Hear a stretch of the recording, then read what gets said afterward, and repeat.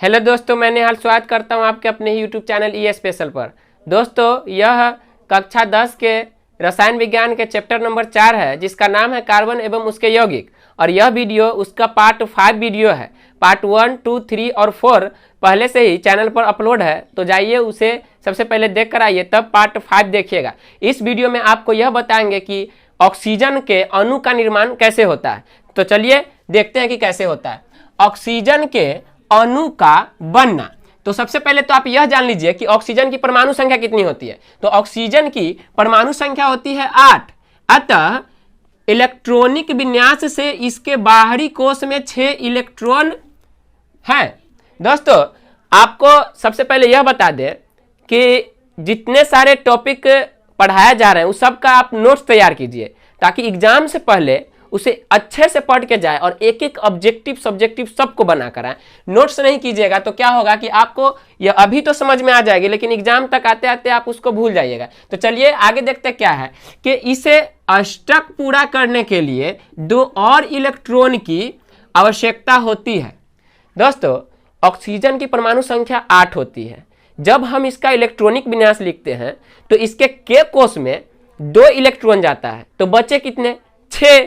और हम जानते हैं कि एल कोश में अधिक से अधिक 8 इलेक्ट्रॉन रह सकते हैं। तो जब इसके बाहरी कोश में है 6 इलेक्ट्रॉन, तो अष्टक पूरा करने के लिए इसको कितने इलेक्ट्रॉन की आवश्यकता है? इसको 2 इलेक्ट्रॉन की आवश्यकता है। तो यह आगे क्या करता है कि ऑक्सीजन का प्रत्येक परमाणु ऑक्सीजन के अन्य परमाणु के साथ 2 इलेक्ट्रॉन की साझेदारी करता है। यह क्या करता है?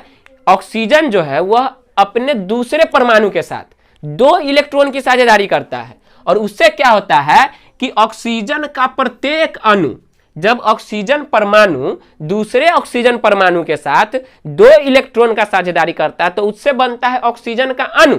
और वह जो ऑक्सीजन का अणु होता है वह जो होता है अपने निकटतम उत्कृष्ट गैस। ऑक्सीजन के निकटतम उत्कृष्ट गैस कौन है? ऑक्सीजन का परमाणु संख्या 8 और उसके निकटतम होगा नियोन, जिसका परमाणु संख्या 10 है। तो नियोन के इलेक्ट्रॉनिक विन्यास को प्राप्त करता है।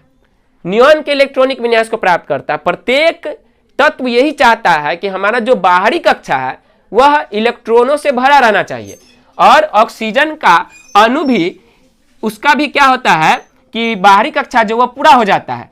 2 इलेक्ट्रॉनों के साझेदारी से इलेक्ट्रॉन के 2 सहभागी युग्म प्राप्त होता है।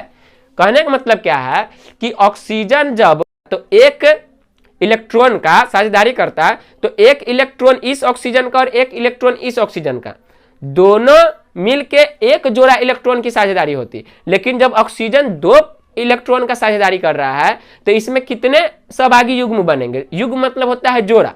तो 2 इलेक्ट्रॉन इधर से और 2 इलेक्ट्रॉन इधर से, तो 2 2 हो गए 4, मतलब कि 2 जोड़ा इलेक्ट्रॉन की साझेदारी होती है। इसलिए ऑक्सीजन के 2 परमाणुओं के बीच जो बंधन बनता है वह द्विआबंध यानी कि डबल बॉन्ड होता है। अब देखते हैं कि यह साझेदारी कैसे करता है। तो सबसे पहले यह देख लीजिए, ऑक्सीजन का एक परमाणु यहाँ पे है, जिसके बाहर जो आप देख रहे हैं वो अगल में है, बगल में है, ऊपर है, नीचे है, यह जो क्रॉस का निशान यह क्या है? तो यह है इलेक्ट्रॉनिक विन्यास से प्राप्त सबसे बाहरी कक्षा का इलेक्ट्रॉन। तो सबसे बाहरी कक्षा में होते हैं 6 इलेक्ट्रॉन, इसलिए 2 2 4 और 2 6 इलेक्ट्रॉन इस ऑक्सीजन परमाणु का हुआ। यह दूसरे ऑक्सीजन परमाणु के साथ संयोग करता है और बनाता क्या है? तो ऑक्सीजन का अणु वह कितने इलेक्ट्रॉन की साझेदारी करता है? तो कमी है 2 इलेक्ट्रॉन की, तो 2 इलेक्ट्रॉन इस ऑक्सीजन से ये ऑक्सीजन लेता है, और फिर 2 इलेक्ट्रॉन इस ऑक्सीजन से ये ऑक्सीजन लेता है। और यहाँ पर जो आप देख रहे हैं इलेक्ट्रॉन की साझेदारी हो रही, 2 इलेक्ट्रॉन यह ऑक्सीजन इसको देता है, और फिर 2 इलेक्ट्रॉन यह ऑक्सीजन इसको देता है। इसको आप ऐसे भी दिखा सकते हैं। कैसे? तो ऑक्सीजन और इस दोनों के बीच में डबल बॉन्ड अब बनाता है क्या चीज? O2। यह जो आप देख रहे हैं 2 ठो लकीर, यही तो है द्विआबंध, यही तो द्विआबंध है। यह क्यों है?